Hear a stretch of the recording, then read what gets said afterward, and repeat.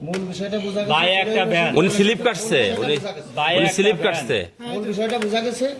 উনি একটু কথা কইতেছিল তো অন্য একজনের সাথে। ইমরান, আমরা যেটা ধারণা পিছনে কি করছিলাম ছিল সেটা- রে বুলবুলের সাথে? আমি প্রথমে ভাবছি এখানে ডাউন তো যেভাবে করছে স্লিপ কাটছে। জাহাঙ্গীর বলে, কিন্তু জাহাঙ্গীর তো না। কোন জাহাঙ্গীর? অনেকে বলতে পিছনে এসে ধাক্কা দিচ্ছে। এখন দেখা যাবে না, এখন দেখা যাবে না। আপনার বাইরে যা এটা কন্ট্রোল করেন আপনি, বুঝছেন? না না, সেটা তো অবশ্যই। ইয়াং জেনারেশন যারা আছে তাদেরকে একটু কনভার্ট করার চেষ্টা করেন আচ্ছা আমি যাচ্ছি। যে ইমরান তো দেখছো নাকি? হ্যাঁ হ্যাঁ দেখছি। মূলত হচ্ছে ওভারটেক করতে গেছে সাইকেল কারণে স্লিপ কেটে পড়ে গেছে। সাইকেলওয়ালা আর ও আর একটু মানে বুঝতে পারে না যে পিছনে ওর আছে, কে?